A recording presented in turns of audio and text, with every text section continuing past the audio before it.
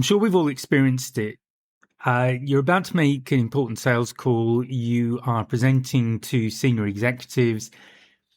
You're handling a difficult objection, but inside what you're thinking is, what if I get this wrong?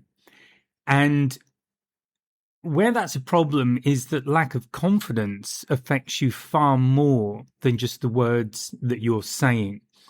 It affects your voice. It affects the pace at which you're speaking. It affects your body language. It definitely affects your decision making. And probably the worst thing is it affects your ability to listen. And the problem is that prospects don't buy confidence because you're never nervous. They buy confidence because you remain composed despite being nervous. And that's what I want to talk about today.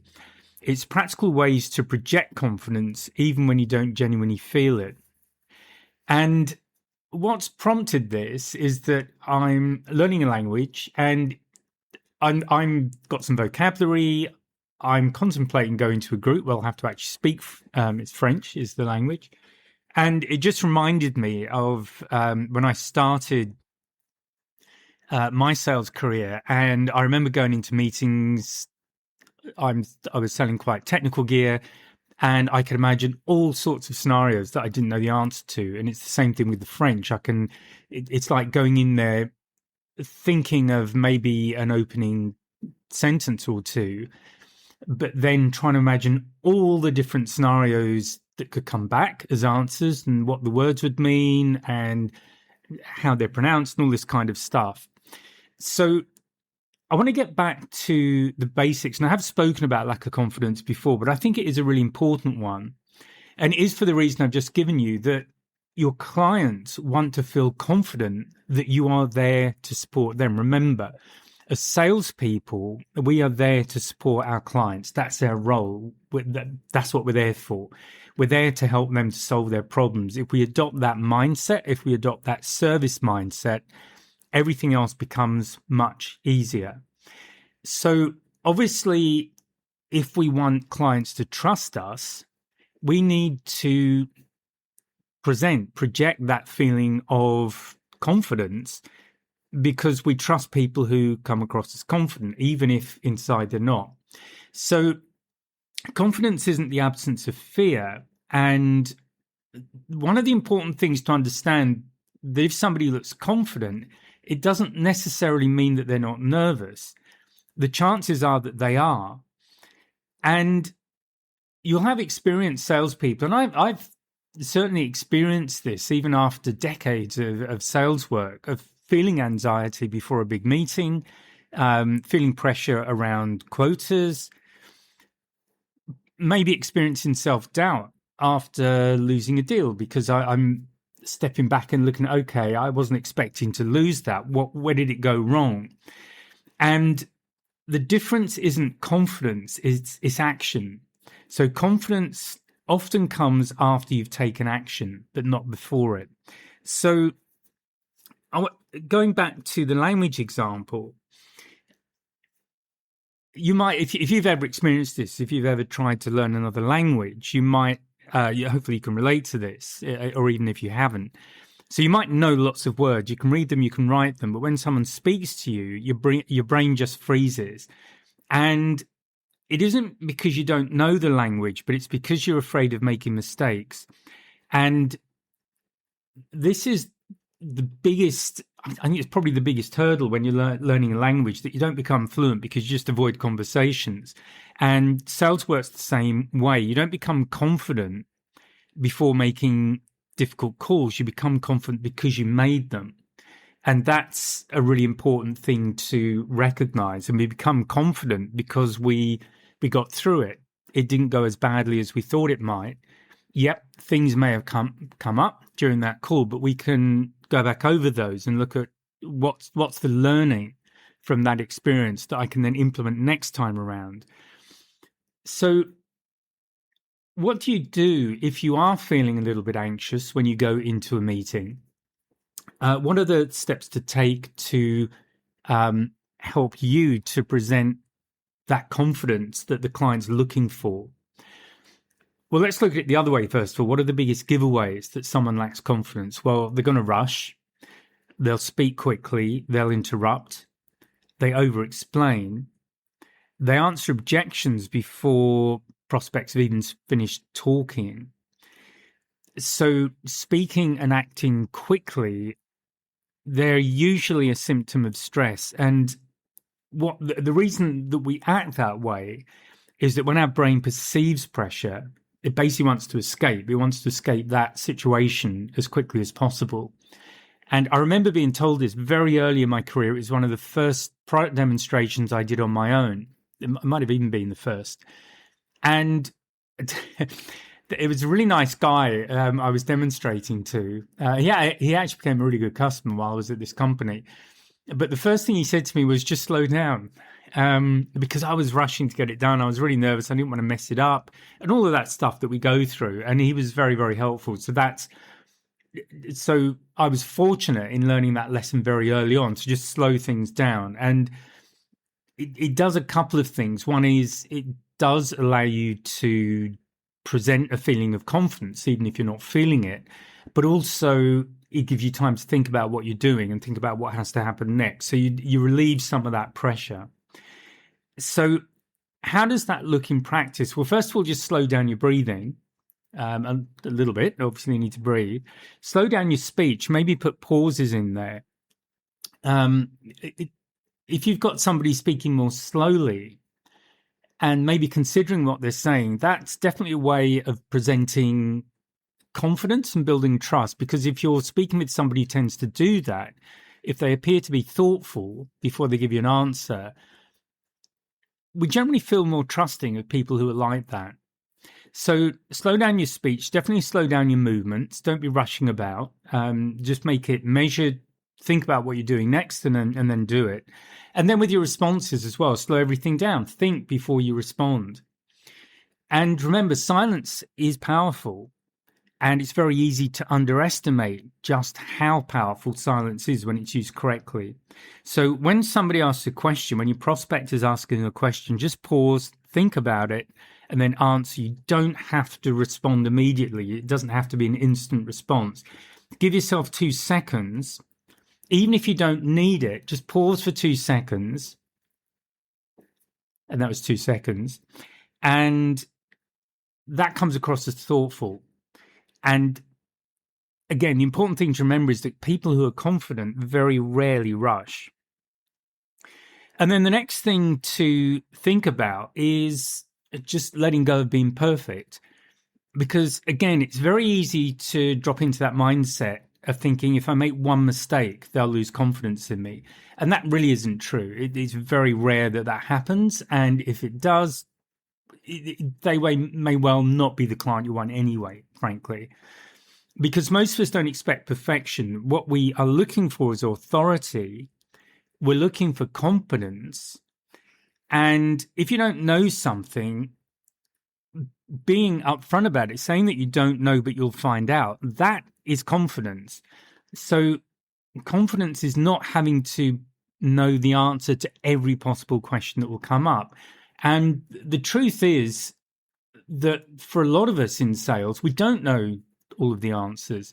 And I've used that a lot. But again, the important caveat there is when I don't know the answer to something, I will write down exactly what it is they need to know. I will get them to look at it to make sure I've got it right. I might confirm by email afterwards. I will then commit to responding to them.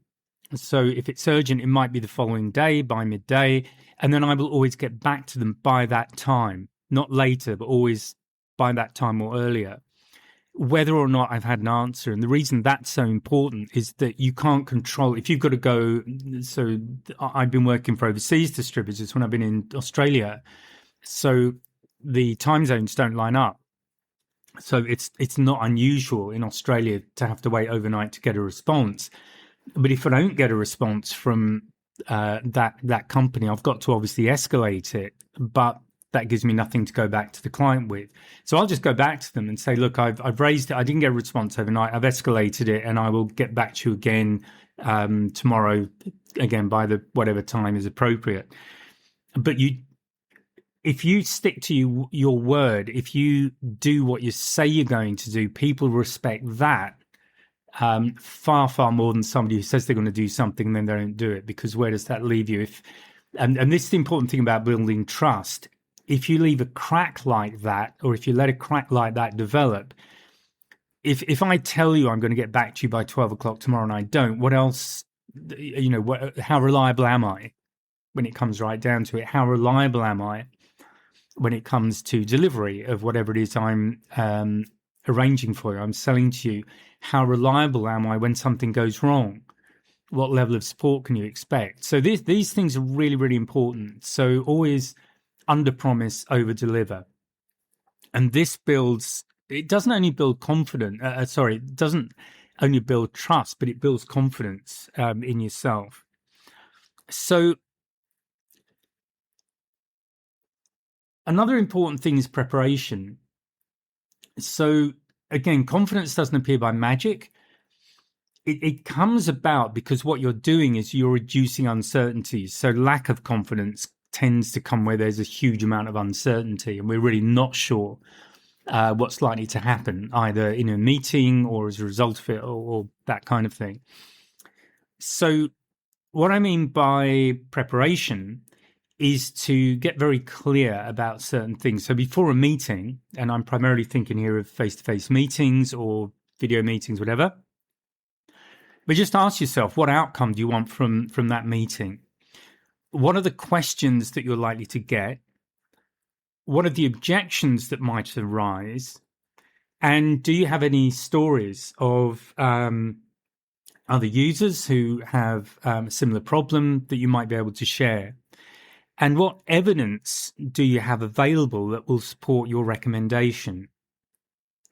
So the reason for doing that preparation is that you've got places you can fall back to if you get asked certain things. So if you don't do that preparation, for example, I ask about other clients who had similar problems and you can't think of any, obviously that's not going to help you feel very confident and it's not going to help you build trust. So if you do have those stories, it does no harm at all to just run over them again in your head before the meeting, or even have some notes for you to refer to if that works better for you.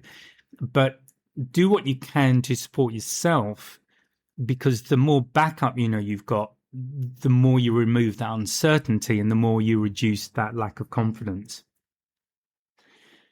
Now, another thing to remember is that confidence is mostly external behavior. So people judge confidence through observable behaviors. So they're not judging you by what you're thinking. They're judging you by what you're doing and how you're acting. So just very simple changes can make a huge difference. So, for example, think about your posture. When you walk in a room, are you standing tall or are you sort of round-shouldered? Are you in a protective kind of stance? When you sit down, how do you sit down? So give that a thought for a moment. Maybe you need to look in the mirror and just look up a power stance. Just how do people stand? Feet shoulder width apart, straight back, shoulders back, head up. It might sound like a silly thing, but even changing your posture before you even get to the client can make you feel more positive about yourself just by standing correctly. So if you tend to slouch, it's probably small wonder you might be suffering from lack of confidence. So don't forget that how we hold our body does have a big impact on how we're feeling. There's a definite connection between the two. And things like smiling, just smile naturally. It doesn't have to be constant, because that's honestly a bit weird. But smile when you feel like it. Be natural, be warm, and maintain comfortable eye contact. So this isn't about staring people out. You don't want to do anything creepy here. It's just really behaving naturally. Don't constantly look away, but make eye contact. Just look naturally. Lower your voice a little bit. So what happens when we get stressed is the pitch of our voice tends to go up a little bit because everything's tightening, including vocal cords. So you start speaking from the top of your voice. So again, just take a couple of deep breaths, slow it down, and then just speak normally. So if your tone is calmer, then that helps to project authority when you're with a client. And think about how you are ending your sentences. So if you are one of those people who tends to raise the pitch at the end of a sentence, it sounds like a question. And just as an example, if I was to say to you, can I help you? Or can I help you? Which of those two sounded like a question? So it's the second one. Now, they're the same words, but the tone is different. And even if you can try lowering it at the end. Can I help you? That might be a bit weird. But if you get what I mean, if you are tending to lift the tone of your voice at the end, it sounds like a question. And that does not sound like a confident person. Because if someone was to say that to me, I'd be thinking, well, I don't know. Can you? Because so far, I'm not getting a lot of confidence from you. I'm not feeling a lot of trust. So think about that. If you're not sure what you do, just speak normally, record yourself, speak normally into your phone, record it, and then listen to what comes back and be objective. So this is not to put yourself down. It's simply to recognize that there may be things you're doing subconsciously, like posture, voice, all that kind of stuff. And because you don't realize you're doing it, you don't realize that that could be already starting to undermine trust in a potential client. And this could be a reason why maybe you're having meetings with people, they seem to be going okay, and then they just disappear. They don't come back to you. So that is really, really important, that you start being objective about those aspects of how you're coming across. And there's a final important mindset I want to share with you, and that is that most confidence doesn't come from winning. It just comes from realizing that you handled it. So what I mean by that is that the meeting doesn't have to be perfect. You may have forgotten something. The client might have challenged you. You might have even lost the sale, but you survived it. You got through. And what happens is that every uncomfortable conversation you have expands your confidence. So again, coming back to learning a language, every conversation makes the next one a little bit easier, even if it wasn't very fluent. There were lots of mistakes there. Tenses were wrong, words were wrong, all that kind of thing. But it comes from that willingness to try and to fail, but to then look for the learning, then go back again and try again. And it's a little bit like learning to walk. We all learned to walk, and we didn't have a couple of attempts and think, no, I'm feeling really embarrassed now, I'm going to give up and just crawl for the rest of my life. So we keep coming back. And there's an important lesson in that. And the key thing here is to just recognize some maybe basic things that you hadn't thought about before, which could be posture, it could be voice, it could be slowing things down. And if you're not feeling confident, just use those techniques before you go into your next meeting. So I guess the thought I want to leave you with is that if you've been waiting to feel confident, or waiting until you feel confident before making an important sales call or asking for business or speaking with senior decision makers, whatever it might be, then you're going to be waiting a long time, because confidence isn't the prerequisite for action. It's the result of it. So the thing to do is to take the call. It's to ask the question. It's to just embrace mistakes. It's to get in there, experience what goes on, do your best with it, slow it down. And what you'll find after a period of time, after doing this, is that confidence isn't about never feeling nervous. It's about knowing that you can handle whatever happens next, even if you are feeling a little anxious when you go into a meeting. And that's certainly been my experience with years of experience of doing sales work. I would still go into some meetings feeling a little bit anxious for one reason or another. But underneath all of that, I knew I could handle whatever would come up, because I didn't need to know the answers there and then. I could always come back. I could always go away and look it up. I knew how to handle those things. I knew how to listen. All of the things that I teach. So if you found that useful, please listen to the other podcasts. I also have the consultative selling course, consultative selling system, which really contains everything. It's pretty much what I've learned over decades of selling face to face. And if you have found this useful, please share it with someone who might benefit as well. Then you can hopefully help yourself and help them too. So that's it for this podcast. I hope you found it useful, and I'll speak to you again on Monday when the next podcast comes out. Bye for now.